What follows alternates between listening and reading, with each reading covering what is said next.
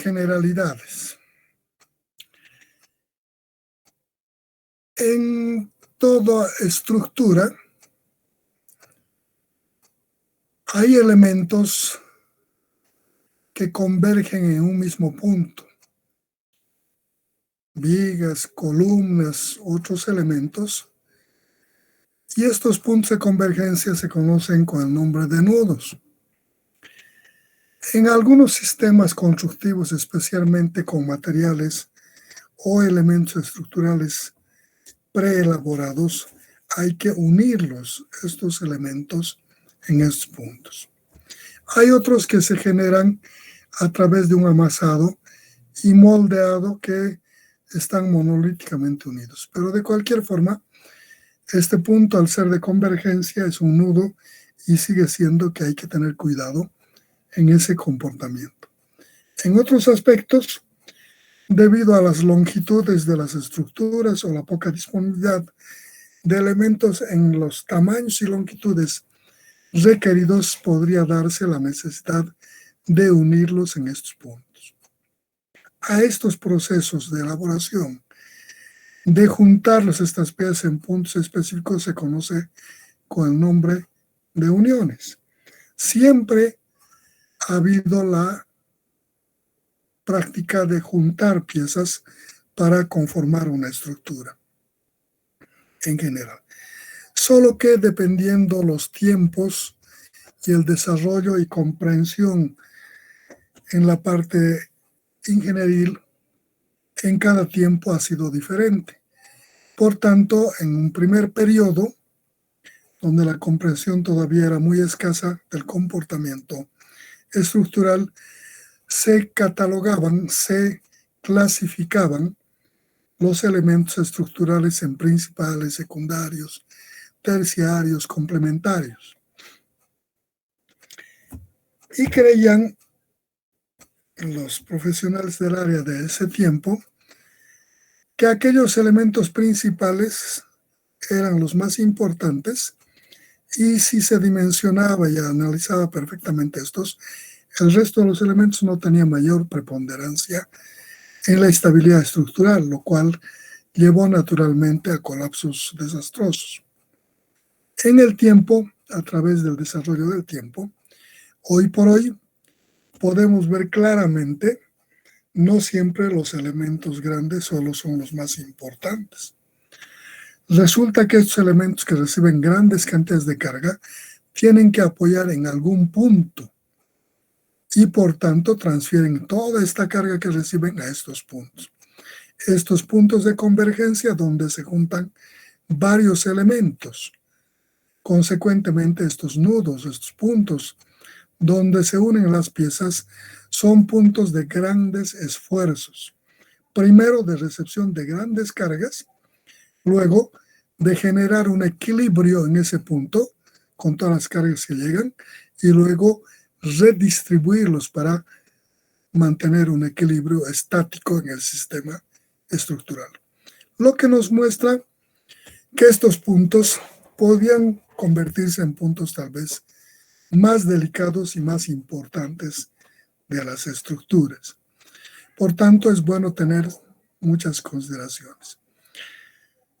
De esta manera, decimos que las uniones son puntos donde convergen estructuras y que bajo arreglos geométricos los colocamos en ciertas posiciones para unirlos a través de elementos preelaborados o a través de elementos que los fusionan, como la soldadura o productos químicos que al reaccionar van a generar la unión de estos elementos.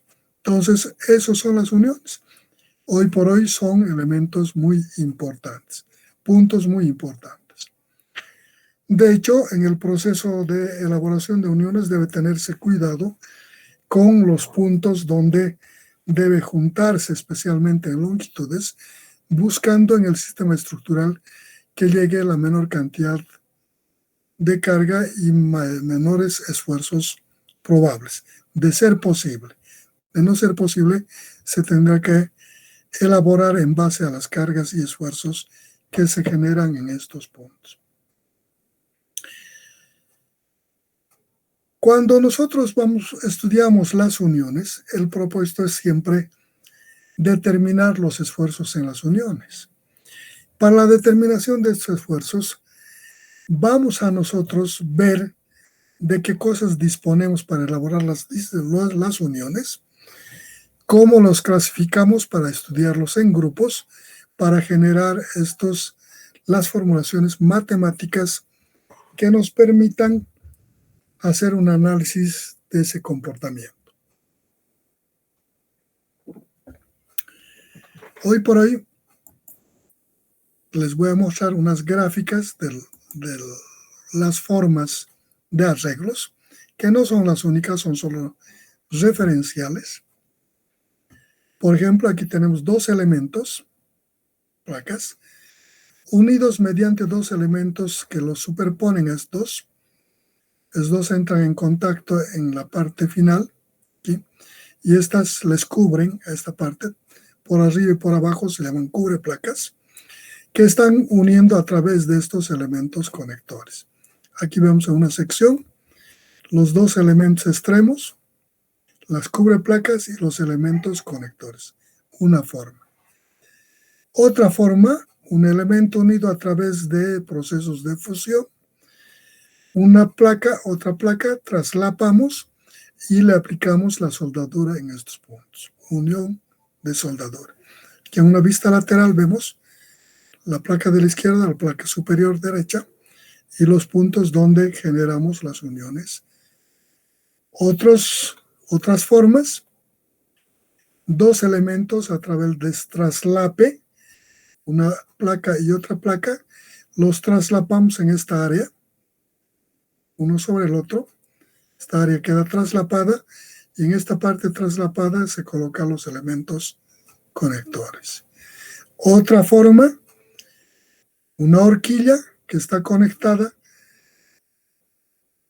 a un elemento estructural que transfiere cargas de la estructura a través de un elemento pasador. Una unión que permite una rotación libre de los elementos unidos. Una otra forma,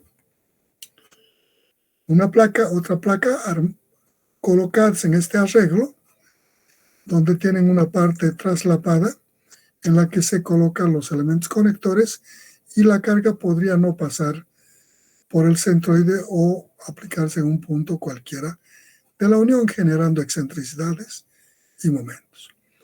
Otra forma, dos placas traslapadas en esta área y en los bordes perimetrales comunes, con la otra placa se aplica la soldadura para generar el proceso de fusión. Y así podemos ver diferentes tipos de arreglos. Estos normalmente obedecen a los espacios, a las exigencias de transmisión de cargas, aspectos que van a determinar, seleccionar tanto la forma, el arreglo, como el tipo de unión más recomendada para ese tipo de comportamiento. Para poder generar estas uniones, nosotros vamos a disponer, o se dispone hoy actualmente, de elementos preelaborados, como son los roblones, los pasadores, los pernos. Los roblones son elementos de esta forma, conocidos también como remaches.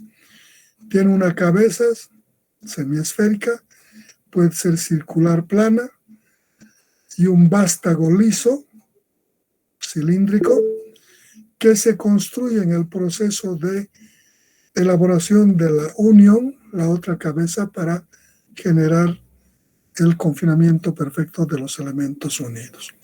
Esta cabeza puede ser elaborada por golpeteo, aplicación de calor, presión, puede ser sistemas hidráulicos, golpeteo, diferentes sistemas.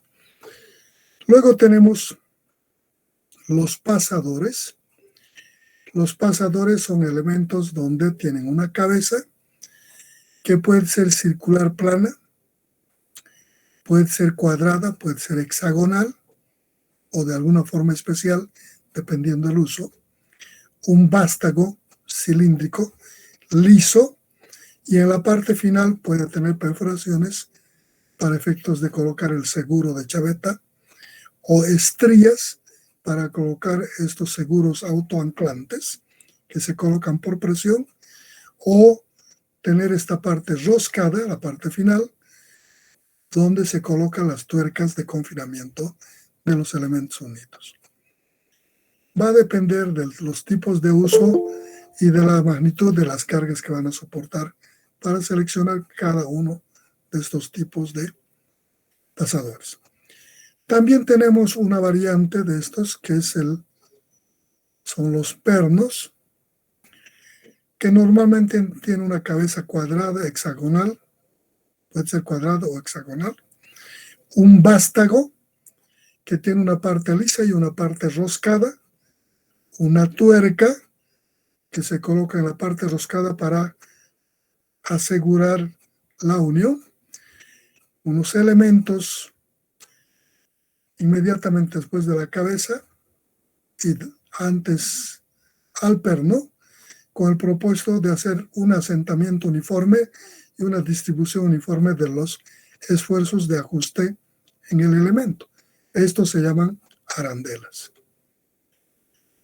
¿Qué son los tipos de elementos más comunes para la generación de las uniones? También pueden haber los del tipo de reacción química, de fusión, los pegantes químicos, tantos otros. Pero nosotros en este nivel vamos a ver los de fusión. En los de fusión también pueden haber diversidad de tipos de uniones.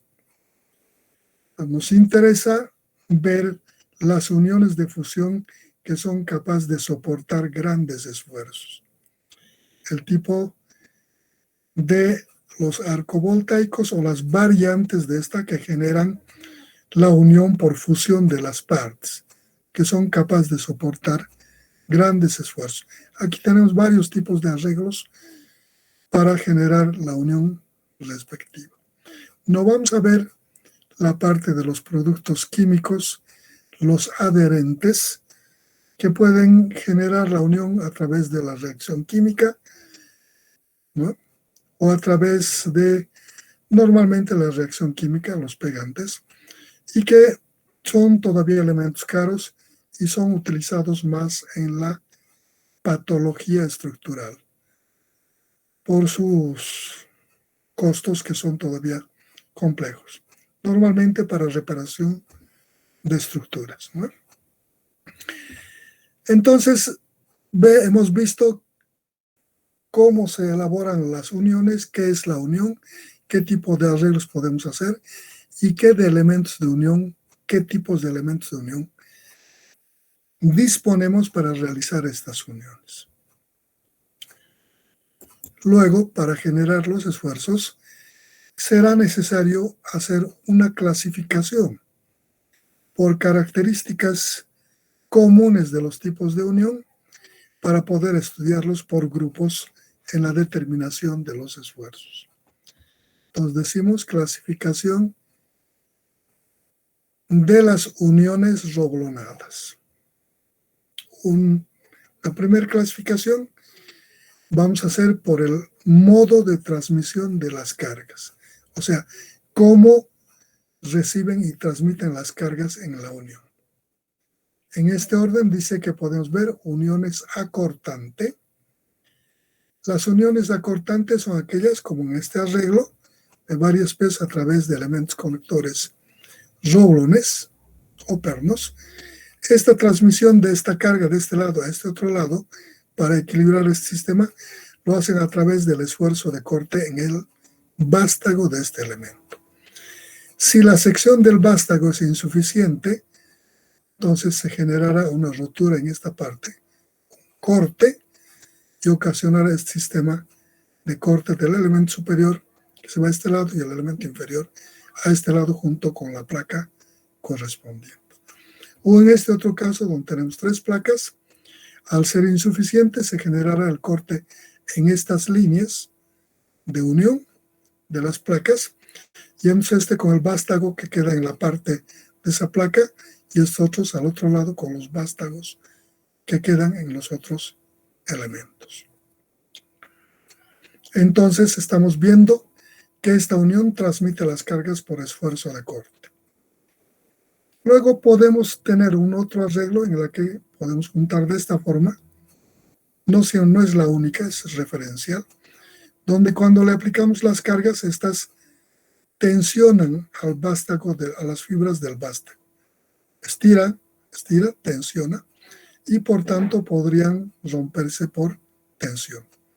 Comportamiento de esta forma. Por eso llamamos uniones a tensión. O también podría darse en el proceso de estiramiento que las placas podrían generar la rotura en la parte donde se ha debilitado, ¿eh? En las placas correspondientes. También tenemos uniones que van a transmitir las cargas por fricción. Cuando nosotros agarramos dos placas, las traslapamos en un área, colocamos una sobre otra, y le aplicamos pernos a través de estos elementos, en el proceso de apriete generamos un agarre en esta área que entran en contacto las dos placas. Por la rugosidad que tienen, se agarran firmemente entre ellas, y si el apriete es el suficiente, generarán la transmisión de cargas por este efecto del agarre entre estas dos superficies. A esto llamamos por fricción. Normalmente este tipo de uniones se hace con pernos de alta tensión para generar aprietes grandes. Las uniones a fricción no deben desplazarse, deben estar firmemente apretados para que transfieran por este efecto de agarre los esfuerzos. Una otra forma de transmisión de cargas es en las uniones de apoyo. Podemos elaborar una unión de este tipo en planta aquí, dos elementos traslapados en una vista lateral, las cargas aplicadas, y vamos a ver que estas cargas, cuando le aplicamos, tiene un sector de apoyo. Esta placa, cuando se jala este lado, apoya en el semiperímetro de este lado opuesto a la carga. En este elemento, la carga va a este lado y la parte que entra en apoyo es este semiperímetro. Este otro lado delantero no apoya. Por tanto, al apoyar esta parte del semiperímetro de la placa en la perforación y el semiperímetro del vástago correspondiente a esa parte, va a generar un efecto de apoyo en esta parte y en esta parte. Ese apoyo podría generar que la perforación se ensanche en esas partes, en la placa, pueda o desgastarse o aplastarse el vástago del conector en esa parte, o puede suceder ambas cosas, ensancharse, aplastarse la perforación y aplastarse el vástago. Podría darse esta falla y por tanto, si bien no se va a romper, pero genera ese movimiento por efecto de ese ensanchamiento y la unión ya no es válida para este efecto. Aquí podemos ver en la placa superior, jalamos en planta, y como asienta esta parte, esto se deforma, se ensancha, y el vástago del conector se recorre, dejando esta holgura la parte opuesta al apoyo. Quitamos la carga y este elemento recorrerá a su posición original, y entonces este movimiento hace que esta unión ya no garantice un comportamiento adecuado y se supondrá que ha colapsado. Entonces, podemos ver también, o podemos encontrar también, las uniones en la clasificación por el modo de transmisión de las cargas en uniones a esfuerzos combinados. Este tipo de placas, cuando le aplicamos las cargas, este tipo de uniones, uno podría estar sometido al efecto de las tensiones en la placa, en las placas, 2 podría estar sometido al efecto de los apoyos o las deformaciones en el sector que apoya, ¿no? Y 3 podría también estar afectado por el sistema de corte. Entonces, estos esfuerzos combinados se van a dar cuando se haya elaborado este tipo de uniones y en los que no va a depender solamente de que falle por una de estas causas la estructura. Cuando tenemos más de una línea de rotura, será un esfuerzo combinado. Una línea fallará por tensión, la otra línea, quién sabe, por corte o por aplastamiento. En esos casos llamamos uniones a esfuerzos combinados.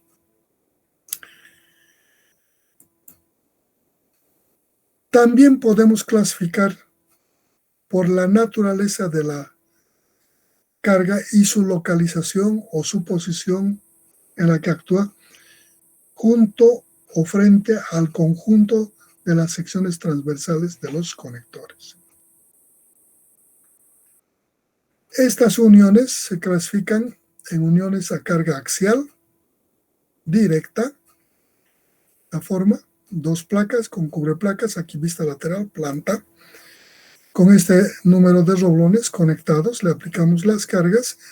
Esta carga externa debe pasar para corresponder a esta unión de carga axial directa a través del centroide de las secciones transversales de los elementos conectores.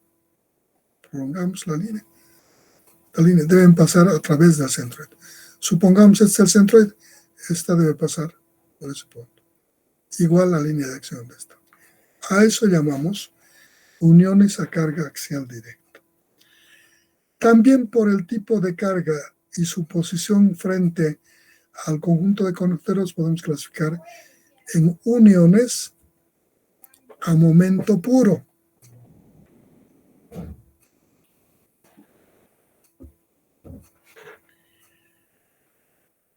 Las uniones a momento puro son aquellas en las que, por ejemplo, como en el arreglo, tenemos 2 elementos unidos, traslapados en una parte, conectados a través de estos elementos roblones o pernos.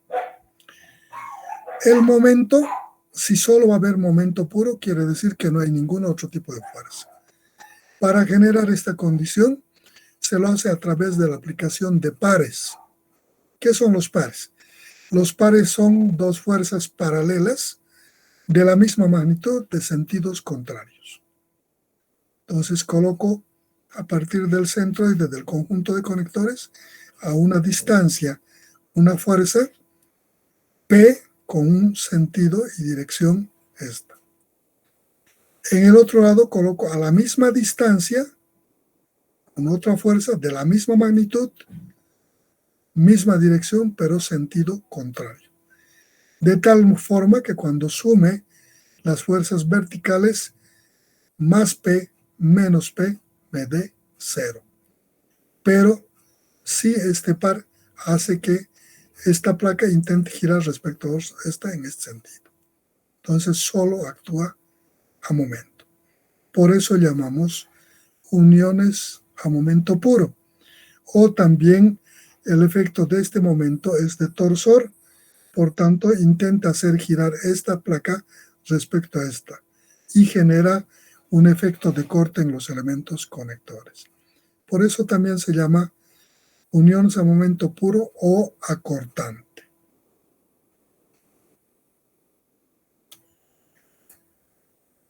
Otro arreglo de unión de este tipo, en el que tenemos 2 placas traslapadas en esta área, unidas a través de este conjunto de elementos, roblones, en la que la carga que le aplicamos en este punto tiene esta dirección y sentido. Si nosotros determinamos este centroide del conjunto de estos conectores y prolongamos la línea de acción de la carga, vamos a poder verificar que esta carga no pasa por el centroide, pasa con una excentricidad. Por tanto, a esto, por esa posición de la carga, conocemos con el nombre de unión a carga excéntrica o acortadora, porque también en este caso esta fuerza, al generar este movimiento y esta acción, trata de generar el corte en los vástagos de estos conectores. Entonces, por el tipo de carga y el punto de aplicación referido al conjunto de elementos conectores, tenemos tres tipos de uniones. Uniones a carga axial directa, uniones a momento puro y uniones a carga excéntrica. También podemos hacer una clasificación de las uniones por el tipo de elemento que hemos utilizado en la unión.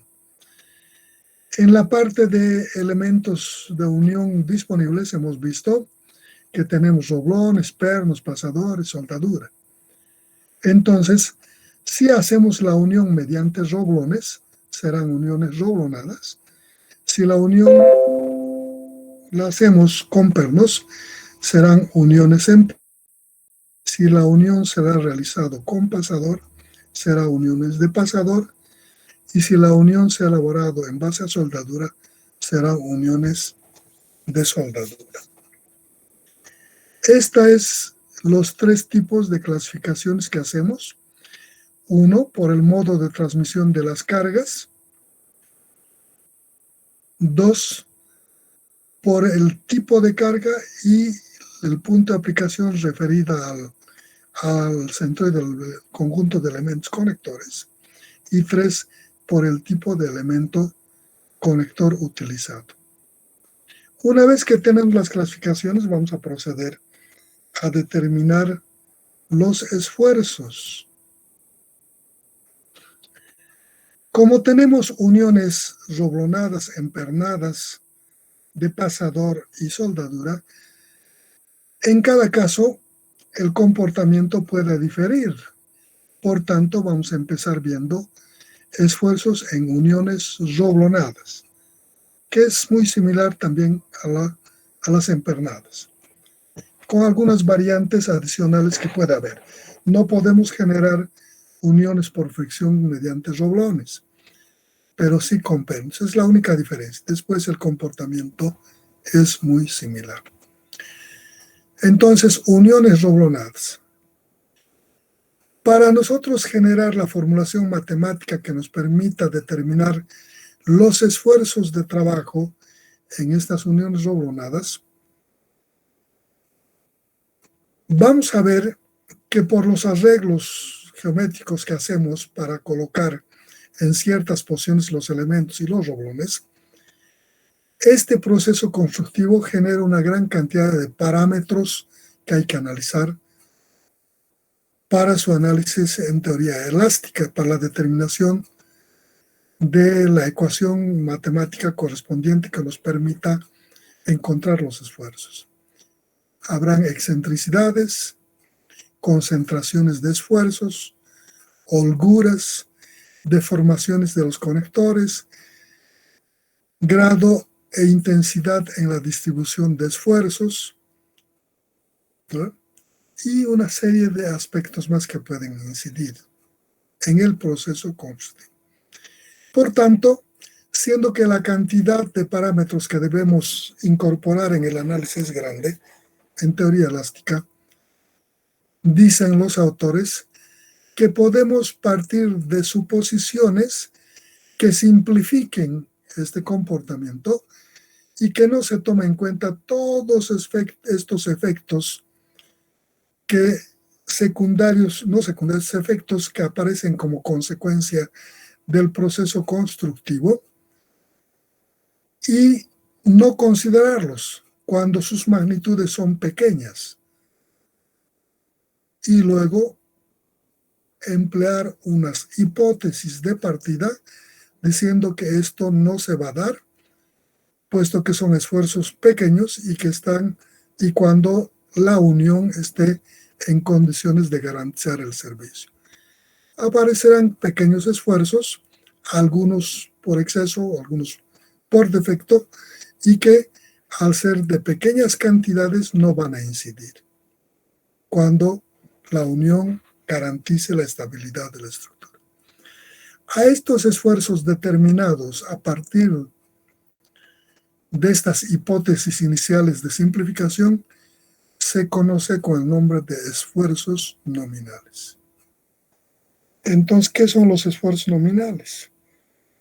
Los esfuerzos nominales son aquellos esfuerzos que determinamos a partir de una simplificación del problema, partiendo de una hipótesis que va a despreciar estos pequeños esfuerzos que se generan en el proceso constructivo. Si este es el esfuerzo nominal, para determinar el esfuerzo real, deberemos utilizar un factor de seguridad, de tal forma que el esfuerzo real sea igual a los esfuerzos nominales dividido en el factor de seguridad. Este factor de seguridad debe cubrir esas hipótesis iniciales, esas imperfecciones del proceso constructivo cuando son pequeñas cantidades. No cubre grandes defectos ni errores. Solo esos pequeños esfuerzos como consecuencia de las imperfecciones constructivas que a su vez están dentro de márgenes tolerables cuando la unión es aceptada, ¿no? Entonces, de esta forma, estos factores, dependiendo del tipo de problema que están resolviendo, tienen diversos valores. Entonces, ustedes cuando vean las materias de diseño, verán cómo se utilizan estos factores de seguridad. Una vez que tenemos los esfuerzos nominales, en su determinación de las uniones roblonadas, los esfuerzos en uniones roblonadas, vamos a ver en base a la clasificación de cómo reciben las cargas y cómo transmiten estas. O sea, en la clasificación de las uniones bajo carga axial directa, a momento puro y carga excéntrica. Para ese análisis tenemos dos metodologías. Un análisis del comportamiento de la unión tal cual es su comportamiento, lo más real posible. Que habría que determinar todos los tipos de esfuerzos que va a generarse en la unión, la formularización. La otra alternativa es analizar este comportamiento e identificar las posibles fallas que se pueden dar en la unión. Si somos capaces de identificar las posibles fallas en la unión, entonces solo formularizaremos esas fallas para poder determinar el esfuerzo correspondiente. Si bien los autores que desarrollan estos temas plantean estas dos metodologías, todos, absolutamente todos ellos también proceden o eligen esta segunda alternativa para el análisis o la generación de las formulaciones de determinación de esfuerzos. Entonces vamos a proceder a analizar los sistemas de uniones de estos tipos, uniones bajo carga axial directa, roblonadas, y vamos a analizar qué tipo de fallas se puede dar en la unión. Aquí. Una figurita de una unión vista en planta. Dos placas, unidas mediante dos cubreplacas con estos 6 roblones. Vista lateral, la placa de la izquierda, placa de la derecha. Estas dos estamos uniendo mediante estas cubreplacas que traslapan ambos y los conectores roblones que hacen la unión. Si yo tengo esta unión, le aplico las fuerzas, jalo y jalo, ¿qué puede ocurrir en esta unión? ¿Qué podría fallar? ¿O qué tipos de fallas podrían darse? A ver.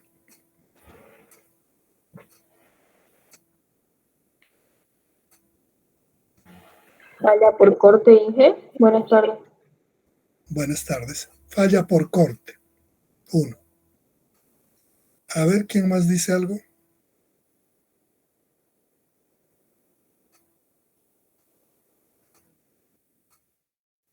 Aplastamiento.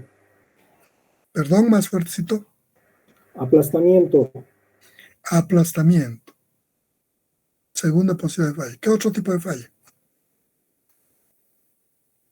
¿O es todo?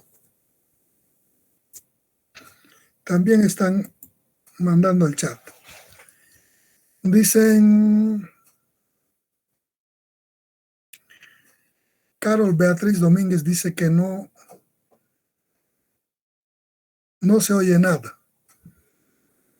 ¿Escuchan el resto?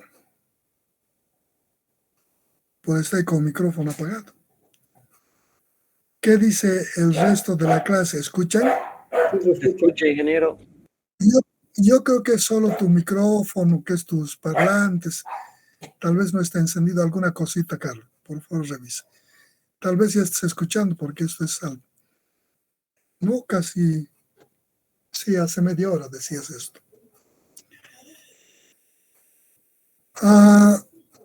Edson Chambi dice que sí escucha normal. Milka Malena dice por tensión, falla por tensión. Alguien dijo por corte, por apoyo y ahora por tensión. También Edson Chambi dice por tensión. Leonel Ituricha también por tensión.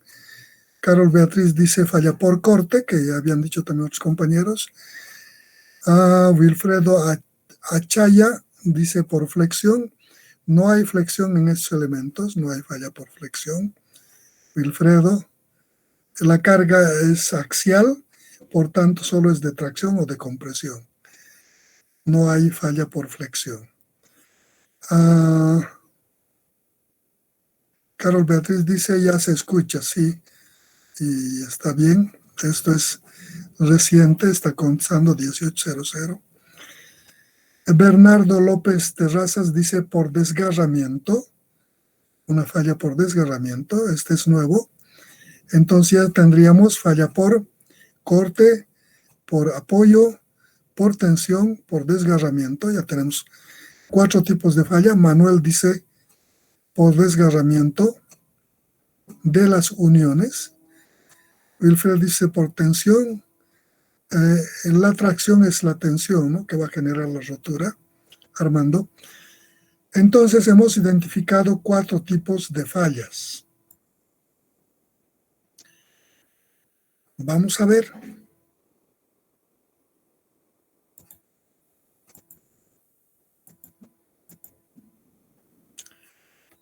Dice que se generarían 4 tipos de falla. De estas respuestas podemos concluir que podía fallar por corte, por apoyo, por tensión y por desgarre. ¿Qué es la falla por corte? ¿Qué se va a cortar? Aquí tenemos. El pasador, Inge. ¿Perdón? El pasador, uno. Los vástagos de los conectores. Sí. Aquí tenemos esta unión, que están los vástagos de los roblones. Le aplicamos las cargas. Para que esta falla se suceda, vamos a buscar una de corte.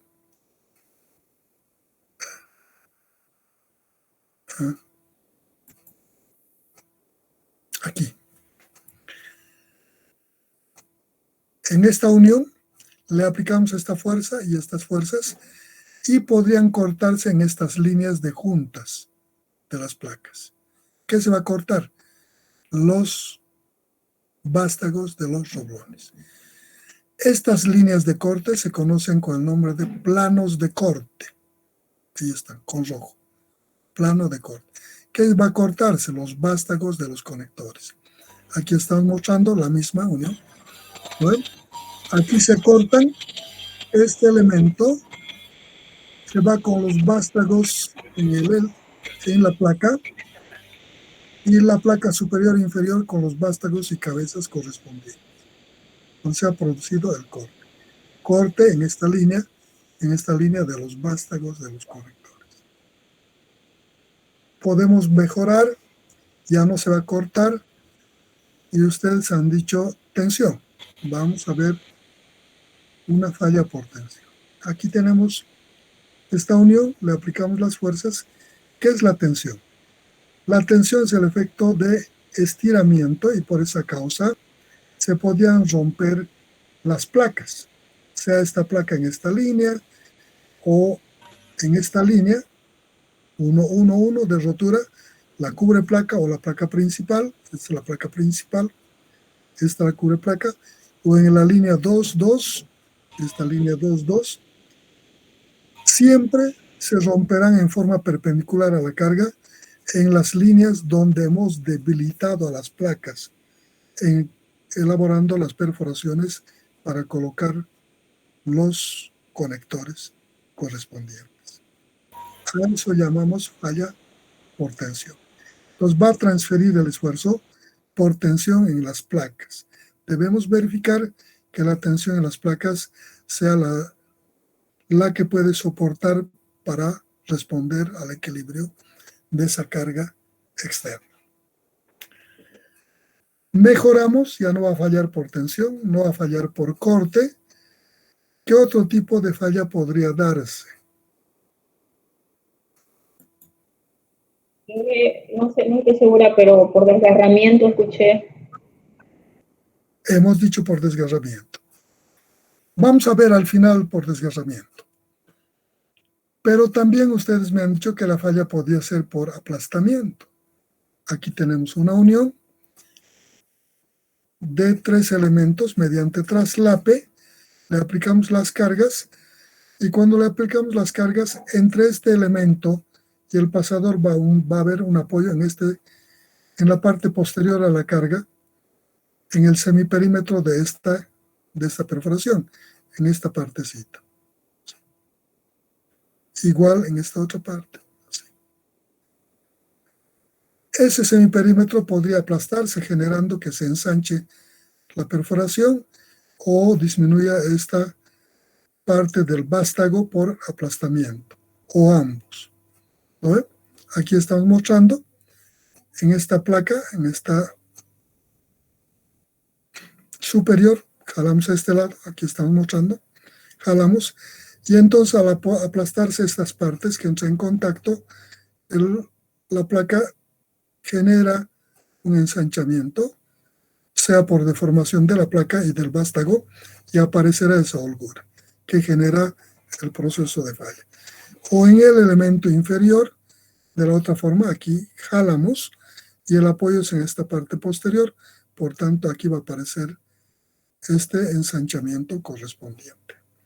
En realidad el ensanchamiento queda de este lado, pero esta parte recorre como fruto del apoyo del aplastamiento. ¿Qué sería la falla por aplastamiento? Entonces, ¿qué debemos hacer?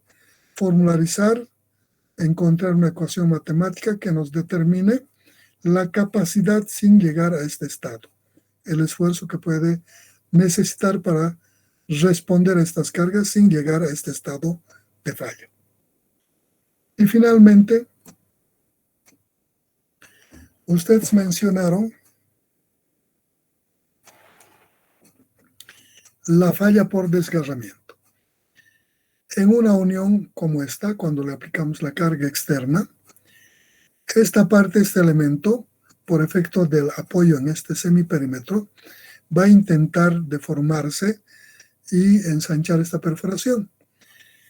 Si la cantidad de material en la parte posterior hacia el extremo libre, solo esto ocurre en los extremos libres de las placas, es insuficiente, este efecto va a terminar generando una rotura de esta parte de la placa, saliéndose junto con el roblón todo este pedazo de placa, como en esto. Todo lo que queda atrás del elemento, por este efecto, por ser insuficiente esta cantidad, generará esta rotura y se saldrá con esto. Y esta parte saldrá hacia el otro lado.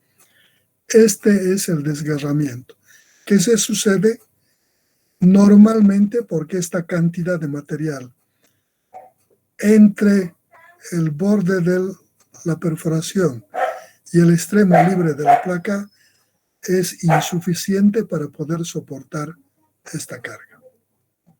¿No? Esos son los tipos de fallas que se podrían dar y cómo se van a dar.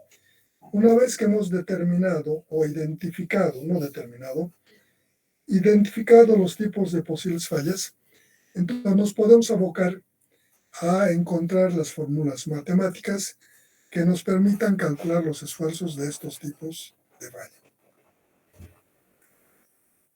También habíamos indicado que para la determinación de estos esfuerzos partíamos de unas hipótesis que simplifican este análisis, puesto que en teoría elástica resulta bastante complejo, de alto grado de indeterminación por la cantidad de parámetros que lleva. Por tanto, decíamos que para simplificarlo partíamos de unas hipótesis. Entonces, antes de entrar a la elaboración matemática de las fórmulas, vamos a ver estas suposiciones iniciales para el análisis. Aquí tenemos hipótesis de partida. Hemos dicho que estas cosas sí se dan en la unión, pero que no las vamos a tomar en cuenta cuando la unión está en términos aceptables, que va a garantizar la estabilidad. Entonces, estos hechos son muy pequeños. La primera suposición, en las uniones por apoyo, se desprecia la resistencia por fricción al deslizamiento entre elementos unidos. Vamos a irnos a una unión de apoyo. Es una unión de apoyo o aplastamiento.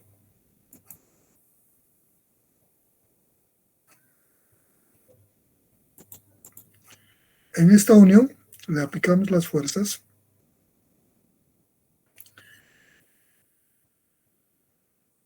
y en el proceso constructivo perforamos, armamos el arreglo, colocamos los elementos conectores y generamos la otra cabeza. Los roblones tienen una cabeza y la otra cabeza la conformamos en obra. O si es perno, colocamos el perno y procedemos al apriete a través de la tuerca correspondiente. Si esta unión he armado para que funcione por las cargas, transmita por apoyo o por aplastamiento, este apriete no es grande, es solo constructivo. Solo obedece al confinamiento que ha recibido como consecuencia de la elaboración de la cabeza o el apriete necesario solo para unir los elementos.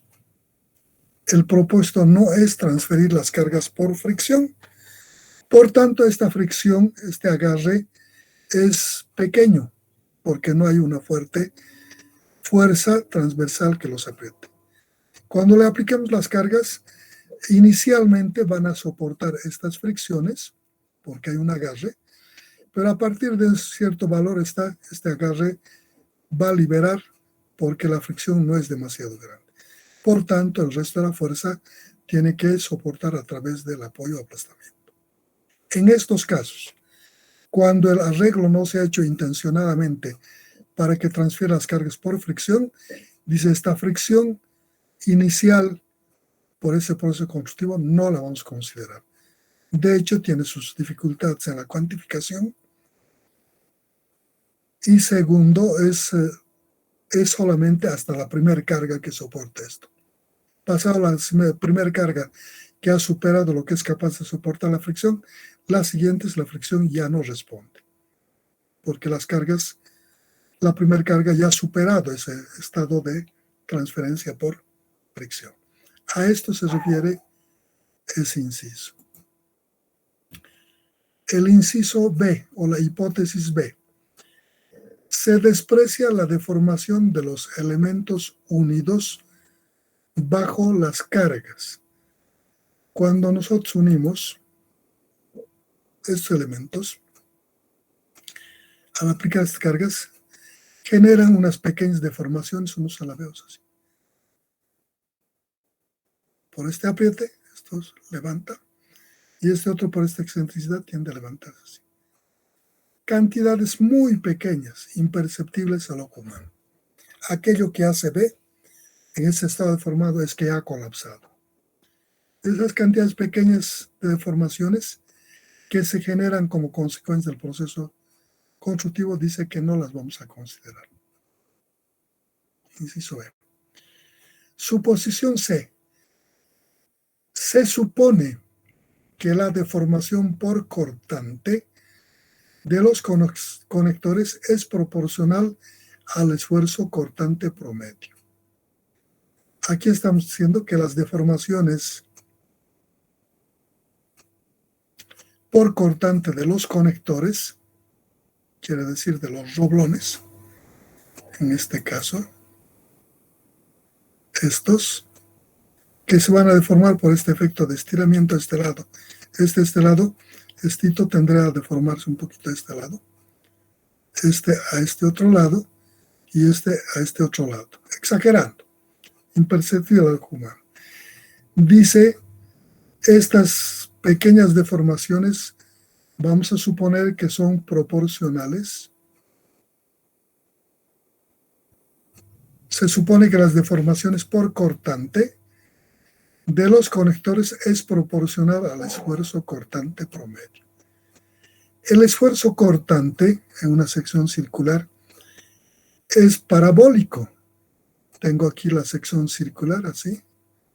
Quiero determinar o graficar su esfuerzo. Hago el eje una línea en la media del diámetro de la perforación o del roblón, y el esfuerzo tiene esta forma, parabólica. 0 en las partes tangenciales y máximo en la parte normal a la perforación. Por tanto, dice que las deformaciones por cortante de estos vástagos de los conectores no es proporcional al esfuerzo cortante promedio. ¿Qué quiere decir esto? Que tomamos el mínimo y el máximo, sumamos, los dividimos en 2 y hacemos que sea uniforme ese esfuerzo, lo cual no es cierto, no es uniforme, es variable. Y entonces decimos que es proporcional a ese esfuerzo cortante promedio. A eso se refiere. La suposición D: se desprecian las concentraciones de esfuerzos de tensión debidas a las perforaciones en los elementos unidos.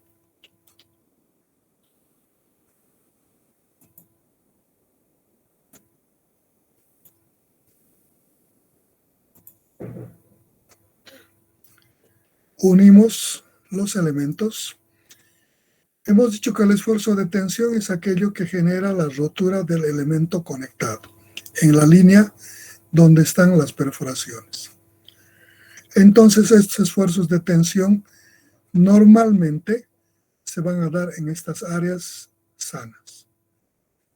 Si estoy haciendo por aplastamiento, también el aplastamiento, el esfuerzo se genera en este semiperímetro o en este otro lado, dependiendo en cuál lado está la carga en la placa correspondiente. Normalmente, la perforación se hace la estrictamente necesaria para que pueda caber en él el vástago del conector o del roblón, que penetre en forma precisa. Cuando esto ocurre, el área de apoyo entre el conector y el área de asiento de la perforación es en el semiperímetro del lado opuesto a la línea de acción de la carga. Por tanto, ese apoyo no es uniforme. En una sección circular tiene puntos estos en la parte media, en la tan perpendicular a la línea de acción de la carga, los esfuerzos son 0. Y en esta parte son máximos los esfuerzos. Por tanto, debido a esta holgura, este esfuerzo se estira un poquito, generando una concentración de esfuerzo, más o menos de este tipo, exagerando. Entonces aquí es 0, aquí es 0, aquí es 0, aquí es 0, y en esta parte, que es el apoyo, así se estira, generando concentración de esfuerzo. Cuando la perforación es la suficiente y necesaria para que pueda penetrar el vástago del conector, dice, esta concentración de esfuerzos va a ser pequeña. Por tanto, podemos no considerarlo. Pero si la perforación es apreciablemente mayor a lo que es el vástago del conector, vemos que el área de asiento no es en el semiperímetro de la perforación, ni siquiera en el semiperímetro del vástago del conector.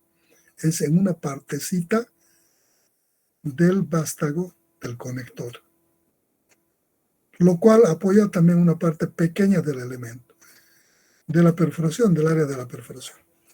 Eso provoca que esta concentración de esfuerzo se parezca a esto, creciendo mucho más esta concentración de esfuerzo.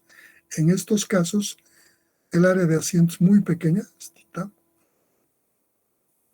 y entonces en estos casos sí debe considerarse este efecto de concentración de esfuerzos. Dentro del análisis en la ingeniería civil no tenemos razón para generar este comportamiento. Siempre vamos a tratar de hacer que la unión se produzca a través de perforaciones estrictamente las necesarias para que pueda caber en el vástago del conector. En estos casos dice, no consideramos este efecto de concentración de esfuerzos.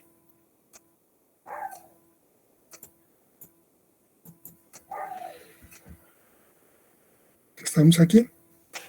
Se desprecian las concentraciones de esfuerzos de tensión debidas a las perforaciones en los elementos unidos. La suposición E.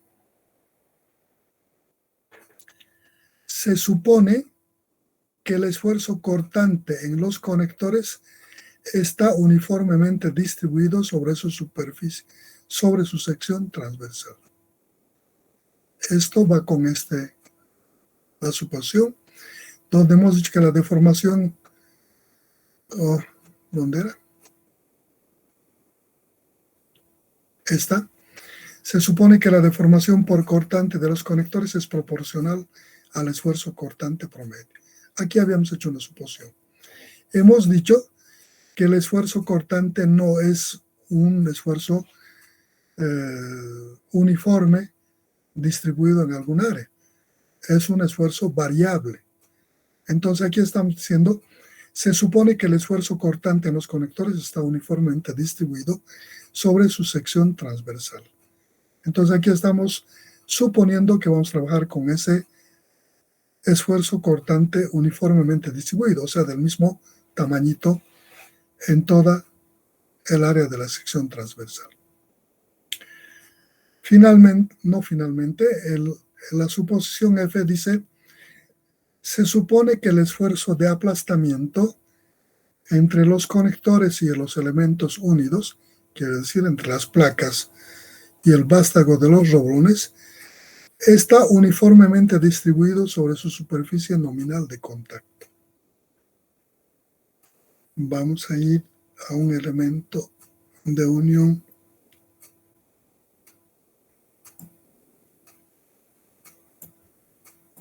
de aplastamiento. El apoyo de aplastamiento se sucede de esta forma.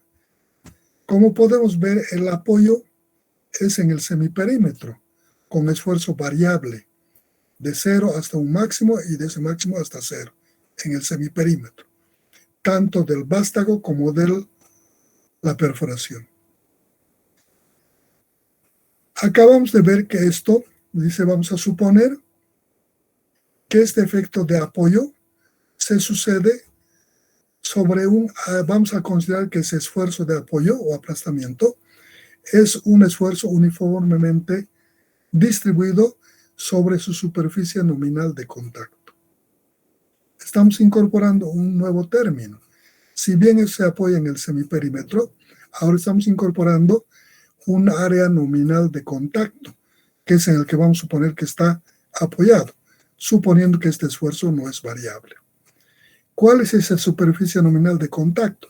Normalmente es esta línea a través del diámetro del pasador en esta área. ¿A qué va a ser igual? Esa área nominal de contacto al diámetro nominal del pasador multiplicado por el espesor del elemento. O sea, estamos suponiendo en un rectángulo. Y este es un arco, ¿no? El semiperímetro. Entonces las áreas son diferentes, pero estamos también trabajando con una media del esfuerzo correspondiente. A eso se refiere. Y finalmente, la suposición G dice, se desprecia la flexión de los elementos de unión. ¿Qué quiere decir esto? Estamos despreciando la flexión que podría provocarse en los vástagos de los conectores. Por aquí teníamos una figura donde mostrábamos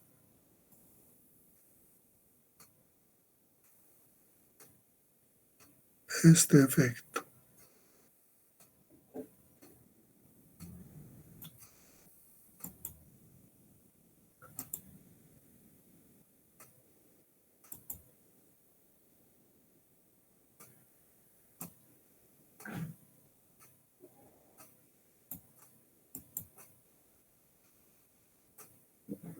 Creo que teníamos más arriba.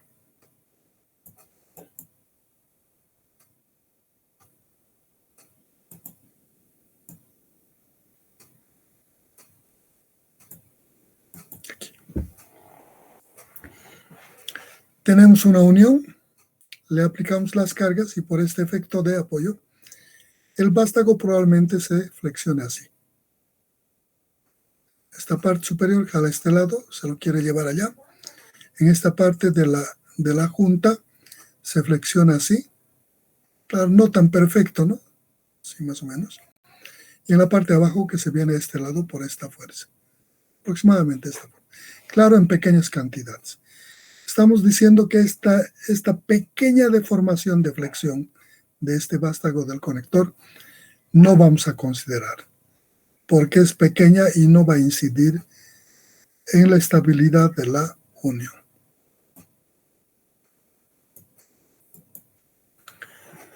Entonces, una vez que hemos visto la clasificación de los tipos de uniones por la forma de transmisión de cargas, por el tipo de carga y su aplicación respecto al conjunto de conectores, y por el tipo de elemento, hemos empezado a estudiar las uniones roblonadas bajo carga axial directa. Estas uniones bajo carga axial directa, partiendo de esta hipótesis de partida, podemos determinar los esfuerzos correspondientes a los tipos de falla que hemos identificado. Hemos identificado 4 tipos de fallas. Falla por corte, por tensión, por apoyo y por desgarramiento. Entonces empezamos.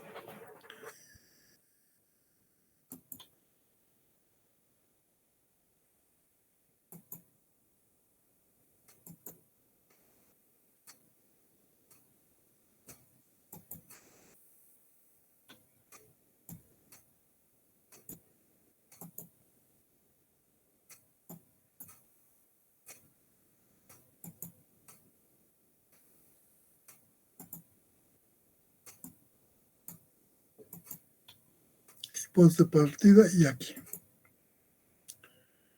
Aquí. Esfuerzo unitario nominal de tensión. Vamos a generar la fórmula del esfuerzo de tensión. El símbolo es sigma sub T, esfuerzo de tensión.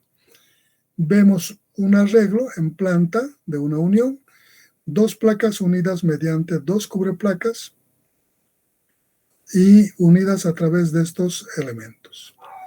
Cuando le aplicamos las cargas, la probabilidad de falla de tensión es que se rompa la cubreplaca o la placa principal. ¿Dónde se van a romper? En las líneas perpendiculares a la línea de acción de la carga, en las partes donde hemos debilitado. ¿Dónde hemos debilitado? Donde hemos hecho las perforaciones para colocar los roblones. Una línea probable de rotura, tanto de la cubreplaca como de la placa principal. Porque aquí, al hacer estas perforaciones, le hemos debilitado a esta área que debe soportar esa carga. Una otra línea es esta, la línea 2. Y en cada línea de roblones, cualquiera sea el número, es probable la rotura. Entonces, este es el proceso de falla. Si la falla se va a dar en la línea 2, aquí, de este elemento, aquí está la figura, entonces se rompe aquí, ¿qué va a ocurrir? Para que se rompa en esta línea, esta placa, esta línea, no es independiente del comportamiento aquí. Esta carga no llega íntegramente a esta parte, sino que parte de esta carga va a soportar en esta parte, en esta línea, estos elementos. Entonces va a dar un esfuerzo combinado. Aquí podría romperse por tensión y aquí podría ocurrir el corte del vástago o el apoyo correspondiente, el que sea mayor. Y por tanto, el resto de la carga recién aquí llegará. Entonces, ¿qué hacemos para la formulación? La falla se va a suceder así. En esta parte se ha cortado, ahí está. Se ha roto la placa principal, el resto queda a este lado. Y en esta parte se ha cortado el vástago. Y entonces sí, recién esto puede fallar. De lo contrario, no hay falla. Entonces, ¿qué ocurre? Para determinar el esfuerzo en este punto, debo calcular la fuerza que llega a este punto. Quiere decir, el esfuerzo de tensión en la placa de espesor T2, ¿tá? Esfuerzo de tensión en la placa de espesor T2, en la línea de rotura 2,2, hay que identificar, estoy analizando en esta línea, para esta placa, va a ser igual a la carga que llega a esta línea, P en la línea 2,2, que no es esta, por equilibrio estático, esto va a ser igual a esto más esta carga. Aquí calculamos al corte, lo que aguantan es roblones, y le restamos de esto y la diferencia va a llegar aquí. Y eso es lo que colocamos aquí. Eso dividimos sobre el área que se opone a la falla, esta área de corte en esa línea. Será esta longitud multiplicado por el espesor de la placa. Esta tiene un ancho B, digo va a ser B, todo este ancho, y el resto de ese ancho esta perforación, que es igual menos la sumatoria del número de perforaciones, en este caso es 1, pero en general puedo decir desde que I es 1 hasta que I es N. Pueden haber 1, 2, 3, 4. En este caso va a ser de un elementito. Del diámetro nominal del roblón, más las holguras que se generan para que pueda caber en la perforación el vástago del roblón y la holgura que se genera perimetralmente en el proceso de perforación que se conoce como punzonamiento. La holgura que se da para que pueda caber un vástago en una perforación es de un 16 de pulgada. El efecto de punzonamiento también es un 16 de pulgada. Por tanto, la holgura total es de 1/8 de pulgada. Entonces aquí digo, de este ancho le voy a restar el diámetro nominal de esto, más el que corresponde a esta perforación, más las holguras. 2,54 dividido entre 8 nos da 0,32 de centímetros. Esto ya está en centímetros. Más la holgura de 0,32 centímetros. Entonces, restado de esto, esta cantidad nos da esta longitud que va a oponerse a esa rotura o donde se va a generar el esfuerzo. Eso lo multiplico por su espesor y me da el esfuerzo correspondiente. Y eso le aplico para cualquier línea y cualquier elemento. ¿No? Siempre discretizando esto y viendo en el esquema cómo va a funcionar. Esto es para esta placa. Quiero para las cubreplacas, veré cómo va a funcionar la cubreplaca. Pueda que no sea el mismo la carga que le genere aquí, diferente para cada caso.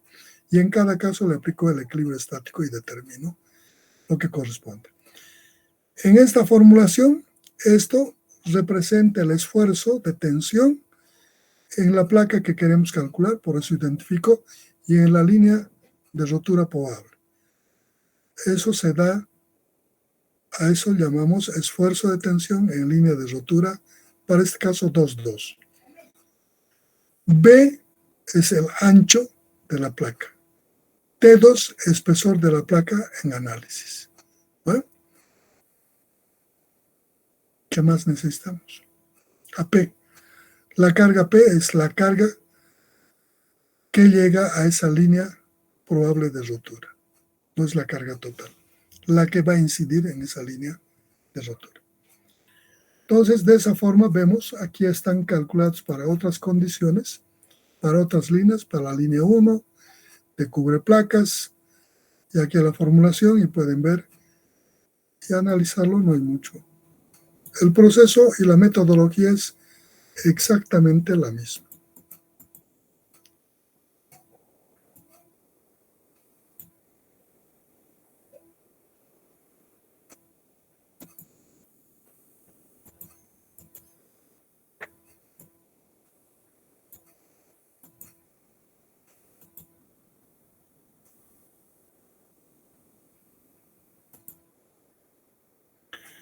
Luego tenemos el esfuerzo de cortadura. Esfuerzo de unidad nominal de corte. Se identifica con la letra tau, y entonces puedo analizar en esta unión cómo ese esfuerzo bajo carga axial directa es el esfuerzo cuando la carga pasa a través del centro de la figura, la carga, es P sobre A. Entonces digo de ahí, la tensión ha de ser igual a la carga que incide sobre la unión sobre el área que se opone a esa cortadura. ¿Cuál es la parte que se va a cortar? Estas líneas de corte, los vástagos de los conectores. Por tanto, aquí hay unas líneas de corte o planos de corte, que aquí están con rojo, que se denominan planos de corte. Cuando tengo tres elementos, para que se suceda la falla debe cortarse aquí, y va a ocurrir más o menos de esta forma. Entonces, digo, la carga P debe dividirse entre el número de planos de corte y el área de las secciones transversales de los elementos conectores. Eso es, el vástago es de una sección circular, su área es pi por diámetro al cuadrado sobre 4 de un elemento. Si los diámetros son diferentes, esas áreas hay que sumar de todos los rublones. Si el área es uniforme, en vez de esta sumatoria se le coloca el número de roblones. Y el esfuerzo de corte va a ser P por número de planos de corte, por número de roblones y por esta área. Normalmente en la práctica no se colocan roblones de distinto diámetro, siempre se estandariza por la probabilidad de las fallas constructivas que puede darse en la aplicación correspondiente. Entonces ya tenemos el esfuerzo de corte. Tau representa el esfuerzo de corte en kilogramos sobre centímetro cuadrado, P la carga aplicada a la unión, Phi sub R representa el diámetro de los conectores, NP número de planos de corte. Y finalmente, no finalmente, sino otra falla que hemos identificado, algo pasó. Ajusté alguna cosa involuntariamente.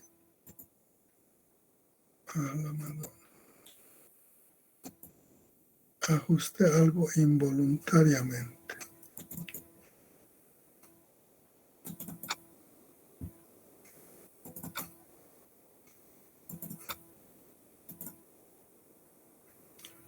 Lo cerré las diapositivas.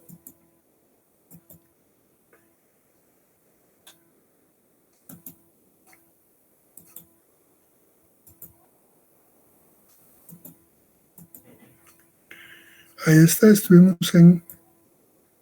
¿Qué estábamos haciendo?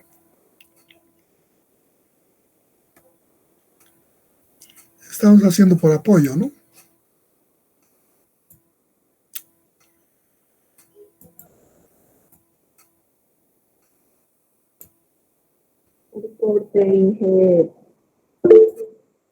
Aquí estuvimos, ¿no? Por apoyo. Ya hicimos por tensión y por corte, por apoyo. Entonces el apoyo es el proceso de apoyo que sufren los elementos conectores y conectados en el semiperímetro del elemento. Se ocurren de esta forma. Hemos dicho que para la determinación del esfuerzo, este es el símbolo sigma sub B, y va a ocurrir entre esta placa y el conector, entre esta placa y el conector. Entonces debemos identificar con cuál placa estamos elaborando ese o determinando ese esfuerzo. Aquí digo esfuerzo de apoyo con la placa de espesor N. Igual, entonces la carga debe ser la que incide sobre esa placa, PTN, sobre el área nominal de contacto. ¿Qué es el área nominal de contacto? El área nominal de contacto es el diámetro del roblón por el espesor de la placa en la que quiero determinar. Si hay más de un roblón en la unión, entonces debo sumar estas áreas si los diámetros son diferentes. Y si el diámetro es estándar, le multiplico por el número de roblones y tengo el esfuerzo. Este sigma B sub TN representa el esfuerzo de aplastamiento en kilogramos centímetro. PTN representa la carga aplicada a la unión en el elemento de análisis en kilogramos. Si estoy analizando este elemento, debo aplicar la carga de este elemento. Si estoy haciendo la carga que incide sobre este elemento. A eso se refiere. Phi sub R representa el diámetro de los conectores en centímetros del roblón. TN es el espesor del elemento a unir en análisis. Si es este, será su espesor. Si este será el que le corresponda el espesor. Y de esa forma determinamos los esfuerzos de apoyo en una unión roblonada. Nos queda la última, que se refiere a esfuerzo unitario nominal de desgarramiento.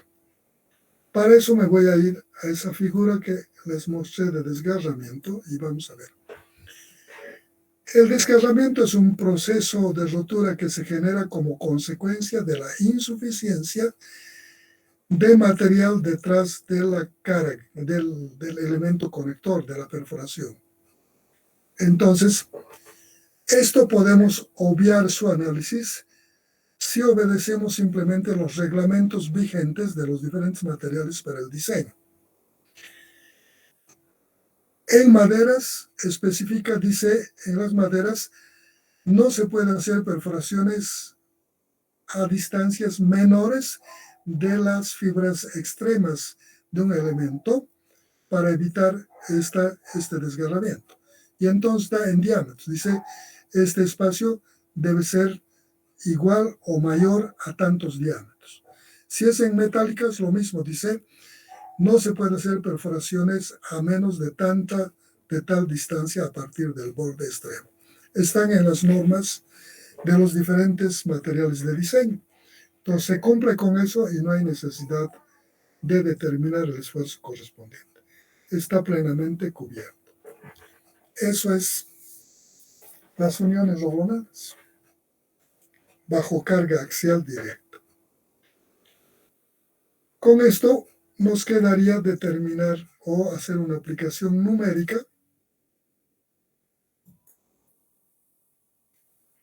desgarramiento y nos quedaría una aplicación numérica. Hasta aquí, alguna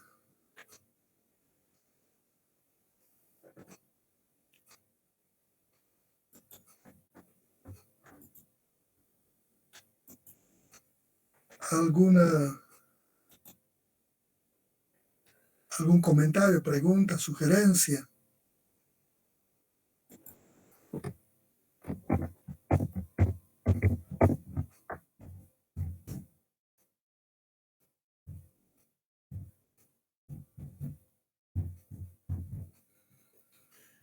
Debo suponer que no hay nada, están calladitos o se han dormido. Y en la parte de corte, una fórmula hay una sumatoria, un signo de sumatoria. No estoy segura de cuándo se utiliza o a qué significa eso. Si la sumatoria hemos dicho que va cuando los diámetros son diferentes. Entonces debo calcular el área de la sección transversal de cada roblón. Si los diámetros son diferentes, estas áreas van a ser diferentes. Entonces, si hay 10 roblones en ese sector, debo sumar esas 10 áreas que les corresponden a los 10 elementos. Si los diámetros son iguales, en vez de colocar sumatoria, le coloco número de roblones. Calculo para un roblón, si todos tienen el mismo diámetro, el área va a ser el mismo. Y le multiplicamos por el número de roblones, ¿no? No sé si está claro. Sí, sí, gracias. Bien, ¿alguna otra cosa? Ya no. Debo suponer que está perfectamente comprendido. Claro, todo. Aquí dice qué libro está utilizando. Ninguno. Pues, ¿qué libro voy a utilizar? Aquí tengo las diapositivas que he elaborado. Esas estoy utilizando. Estoy dándoles las clases con las diapositivas que he elaborado. Pero para las referencias bibliográficas, en la primera clase les hemos dado un listado de libros de referencia. Ustedes pueden ver ahí, buscar lo que quieran. En esta parte de uniones no van a encontrar mucho en esos libros, casi en ninguno no tiene tanto desarrollo, puesto que prácticamente más he entrado ya preparándoles para la etapa de diseño. Entonces, gran parte de lo que les estoy dando en esto ya es parte del diseño. Ya en metálicas probablemente ya no van a tener dificultades en la elaboración de uniones, sino simplemente harán los arreglos por efectos de factores de seguridad y algunas cositas, ¿no? Esto está desarrollado en el texto guía, tal como les estoy dando. El texto guía, en realidad, los 5 temas tiene desarrollos bien completos, con bastante profundidad y hartos ejercicios. Pueden referirse a eso y también en los libros como el Fitzgerald tiene algo de esto. Todos tienen algo. El Timoshenko simplemente dice cómo se hace, no tiene ejercicios de aplicación. Algunos manuales tienen un poco más de ejercicios o algunas tablas referenciadas. Y ustedes tienen que buscarse los libros que les convengan. En mi opinión, creo que está muy bien desarrollado y con bastante profundidad y bastante amplitud en el texto guía. Pero ustedes cada uno ve cuál es más entendible en el nivel de conocimientos que maneja cada uno, ¿no? Por eso algunos textos, libros, a veces son más entendibles para unos que para otros, ¿no? Porque depende básicamente del conjunto de conocimientos con el que llegan a cada materia. Bueno, ¿alguna cosa más o ya no? Ya no, sí. Ingeniero, sobre quiénes estamos en el primer grupo y en el segundo grupo de auxiliatura, la lista ya está. No he elaborado, pero les puedo decir más o menos. Primero me estaba olvidando, la auxiliar me llamó al empezar la clase para decirme que el horario está publicado en el class de auxiliatura para el grupo 2. El grupo 2 va a pasar los viernes de 8:15 a 9:45.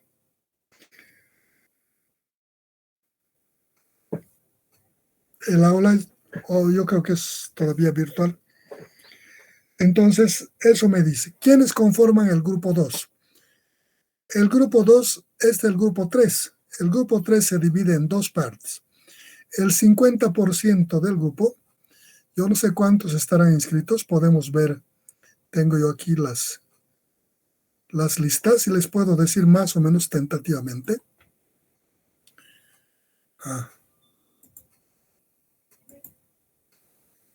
Voy a ver el listado del grupo. Lista grupo 3.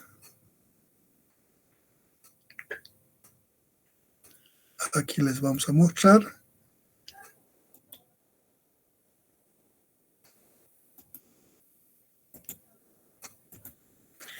Esta es la lista oficial del grupo 3. Yo no sé si se ha modificado.